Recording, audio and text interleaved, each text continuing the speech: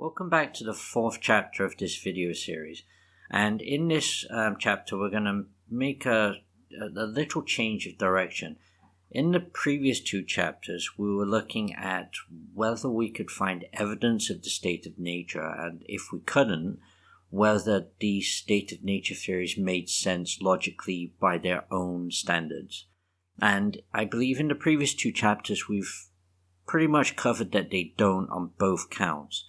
And in this chapter, instead of concentrating on the existence of the state of nature, we're going to ask a different question. We're going to go off in a slightly different direction and ask, why is it that state of nature theories seem to be so popular? Because it isn't just in the modern world where we find state of nature theories. Actually, you can find them in a number of different contexts. One of them is the ancient Greeks with the likes of Plato and Aristotle. We also find it in India, a similar sort of time period, as well as in China and a couple of periods in that region of the world. Now, this is quite curious. So the question I want to raise in this chapter is, why did they think like this? Why did they all seem to operate on the same process? And what seems to happen is that if you look at the context within which this state of nature theories start to develop, it always seems to develop precisely in those areas where some kind of very pronounced centralization is occurring. And in these places, we always seem to find these very specific things. We find monetization, we find the development of bureaucratic kind of like state-like structures, and we also find writing as being quite widespread in these regions at this time. So again, we see this develop in places like, classical Greece. We also see it in the Tang dynasty in the Warring States period in China, as well as the Maurya Empire in India. Now, in the book, I didn't want to go into great detail examining these different areas and the way that this monetization and writing, literature, culture developed, because that's not really the point of the book. I don't want to get distracted. And this is something which I'll say repeatedly in the book, where I'll give a very truncated version of what's happening, because I don't want the reader to get sidetracked and go off on a huge tangent and go off in different directions and lose focus of the question that's being raised here. The question is that, why are people in these newly literate, newly monetized, centralized orders all coming to the same sort of pattern of thinking, where they start with individuals of their period and then they sort of imagine what a previous period would look like based upon these criteria? And fundamentally, what we're seeing here is a process of retrojection, or again, presentism, occurring in these different regions. And this is a repeated pattern that's occurring. Now, what I don't want to say is that I don't want to say that these people are ignorant or stupid, because it's not really something you can say about Plato or Aristotle. I mean, these were not ignorant people and they were not dumb people. So why are they doing this, and why are they making this very, well, in retrospect, a very obvious mistake? And the answer really is that it's just a feature of human thought, that we tend to sort of resort to presentism or retrojection because we do have limited capabilities of cognition. We're not gods and we're not superhuman. We can't perfectly imagine what's happening in previous orders if we have very little information about what's actually happening in those previous orders. So the most natural thing in the world to do is to sort of assume that the people in those previous orders thought and acted and were very similar to how we are now. To give a very exaggerated example of this, imagine if you were to ask a child who knew nothing of history a question. So you ask this child, what do you think children in the ancient Greece or in ancient Rome did on a day-to-day basis? Now, assume that this child has no idea of any of these orders. They might just say something like, oh, they probably just went to school, or maybe they played video games all day, or something like that. Now, on first blush, that might seem quite ridiculous, but if the child has no idea of what's happening in that period and just no knowledge at all, it's not entirely unreasonable for them to assume that they went to school at that time. But we do know that that's not what happened. They did not have that. But this kind of retrojection does happen with interpretation of previous orders, and this is what's happening with the state of nature model, in my opinion. Because what's happening with people like Aristotle, Plato, Hobbes, Locke, all of the rest, is they're using categories of existence which make sense to them at their time in their literate and their monetized orders with a centralized state, and then they're imagining what it must look like if we had a society which didn't have those things. And this is entirely wrong. It's not the right way to approach these previous orders.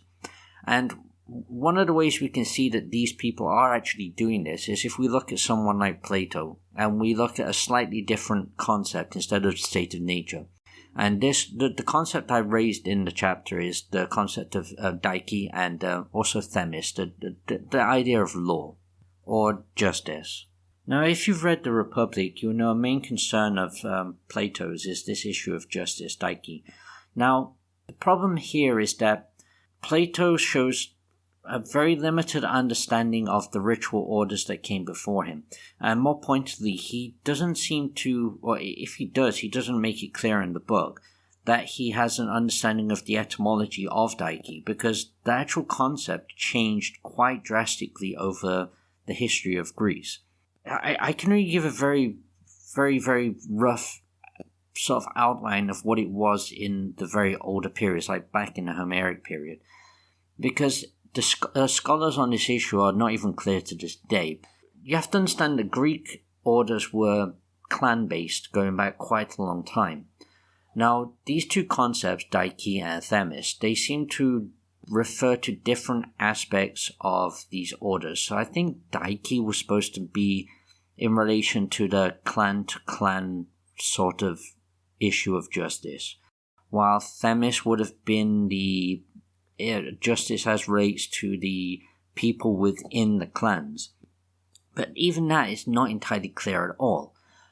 But what is important to note here is that what it was not was some sort of fungible noun that was abstracted existing in the cosmos, which was related to some sort of cosmic balance, which is something which we don't actually see until it's developed by Heraclitus in the 5th century BC, I believe, who turned it into sort of a cosmic force of balance and that type of thing. Before that, it was very concrete and very specific and very enshrined within a ritual order where that kind of understanding of it would just not make any sense at all. And it just doesn't seem clear that Plato understands this. And we can see this in The Republic, which is in many ways is a book which was trying to deal with that fracture from that older understanding to the new understanding. Because the Republic does actually occur during a period when there's feasting and there's actually sacrifice occurring. But Plato just pushes all of that aside and kind of just ignores it and focuses on the idea of justice and all of that in relation to money and in relation to the order of Greece at that time. And this is something which is actually noted by the scholar Rune Miller, who I've cited him in the book. He writes, "The Republic imagines replacing the power of sacrifice to hold a conflicted polis together with the logic of money to organize and maintain the city." And that's entirely correct. That's what's happening in Plato. And this is something which Hegel actually points out as well in a different way, because he states that justice is not only in the individual, but also in the state, and the state is greater than the individual. Justice is therefore imprinted on states in larger characters and is more easily recognizable. Now, for Hegel, this was he thought this was an amazing achievement by Plato, that he flipped the question from questions of justice of the individual to that of the state, and then just carried on with the state. Now, within Hegel's system, yeah, that makes some sense, but we're not operating on Hegel's system, so it doesn't make too much sense to us, other than in relation to the idea of retrojection. And again, Hegel kind of understood this to a very good degree. He understood that the different time periods have different ways of processing what's happening, and they have different conceptual systems. And he understood that this retrojection concept to a very good degree. But what I'd like to do here is just to bring this directly to the question of etymology, which is something which doesn't get enough focus, because this is something which Wittgenstein pointed out as well, that a large part of the problem with philosophy is when philosophy takes the words and it goes on holiday. So it loses sight of the etymology and just assumes that these words can be abstracted and understood in different eras and just placed universally, which is something which obviously cannot happen here. And this is something which Plato has done as well, because we can't operate with this idea of justice as he's operating it, because in the previous orders they didn't have states as he had them. So this doesn't make any sense, and you can't just glide over all of this, because that's just hiding what really happened and just projecting what you have at that time back into the past, which is what's happening with state of nature. And we also find a similar sort of process occurring with Aristotle, who is just like Plato, unable to fully model how these pre-literate and pre-monetized orders organized. So he ends up projecting back onto them as well. For example, I gave a quote in the book which I thought was quite pointed on this. In that Aristotle, he claims that a man without a state is the equivalent of Homer's tribeless, lawless, hearthless one. But this is very misleading, because he also considers the orders around Greece, which were living in situations which were not that different from Homer's Greeks, as being basically on the status of slaves, and it was perfectly acceptable for Greeks to take them over and treat them as such, because they didn't have the same level of existence as the Greeks at that time. But this is entirely misleading, because in that Greek period, the prior Greek period, when we're talking about hearthless person or tribeless, lawless person, it's because they were outside of the ritual order of their time, not because they were outside of a state and without natural leaders, as he calls them.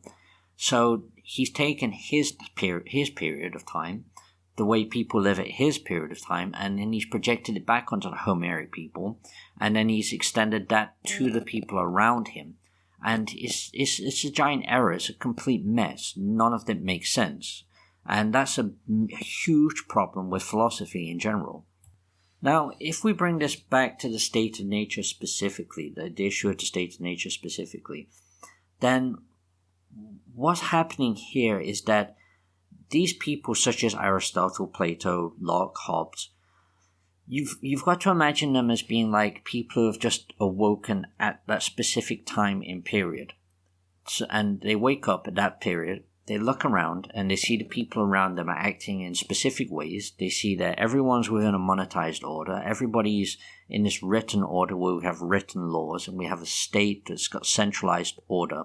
And everybody's seeing themselves as kind of like individuals in relation to this state.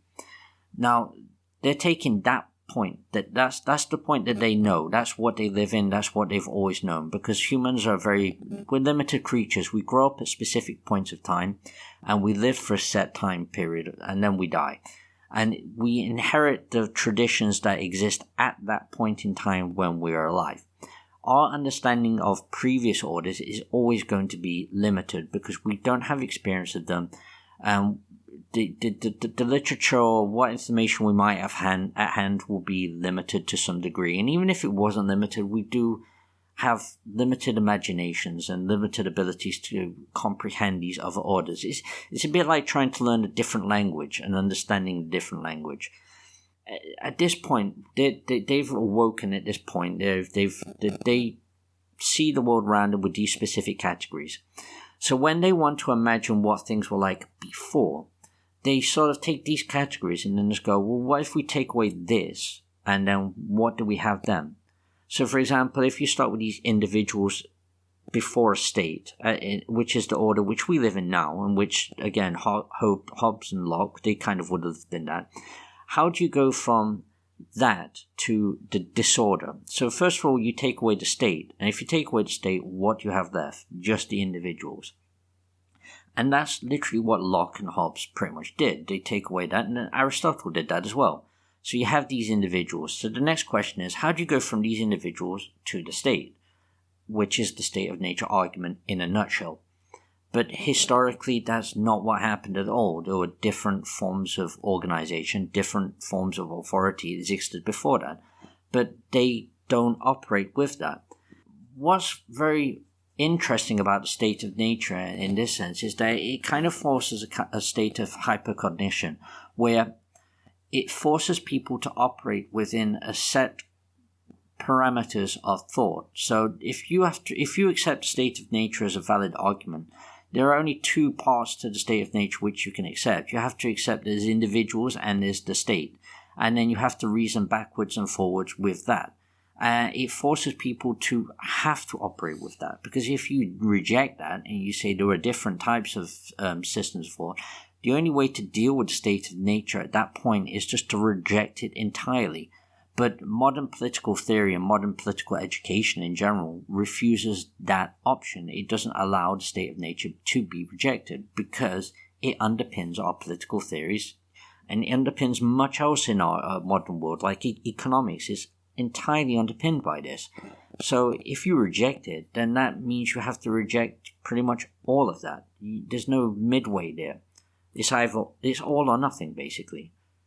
And what's especially interesting about this is that in doing so, this acts as kind of like an incredible piece of political fiction that justifies the centralization of orders, and it hides that it's doing it at the same time. Because it takes, well, if we go back in history and we use the Juvenalian model, which I covered in my previous book, Nemesis, and you can find in Juvenal's work on power, this individual actually was created by the centralization of power over history. Because what happened is, in previous orders, authority was distributed to different parts of the order. So you had heads of families, you had lords, you had nobles, kings didn't have that a great amount of power. And for it to centralize, it had to engage in a process of what has been termed high-low versus the middle. So the centralized power ends up teaming up with the periphery of that order to break down the middle, the intermediaries. So this central power, this state, or whatever it is in the various orders, ends up creating these individuals and breaking down everybody in that order into individuals. Now, what happens with the state of nature, it then takes the process of this centralization, this individual, which was created in tandem with this centralized power, and then turns it into the foundation of the order. Now, what's very interesting about this is that framing the causality in this way hides this entire historical process. It just removes it from view entirely. And it makes the product of this process the creator of this process, which means the conclusion of the state of nature is always going to be the creation of centralized power, which means the game is entirely rigged with the state of nature model. It's not even a model that describes reality. It's a model which is set up and designed to always come up with the same conclusion, regardless of any sort of evidence. Were people like Hobbes and Locke aware that they were doing this? I mean, that's something which I don't think I can really comment on. I have my suspicions in some cases, especially with Hobbes, but it's something we have to leave open-ended. Were they aware that they were just committing a trick here, or were they really thinking they were actually developing a model which could describe things? Whatever the case might be, in the 21st century, it's completely inconceivable that we're still operating political theory based upon this state of nature argument. I mean, we don't have to sit here and constantly argue in political science. Was the state of nature violent or was it peaceful? What are they even talking about? There is no state of nature. There's no evidence for it. It doesn't logically make sense, and it's just incredibly bizarre.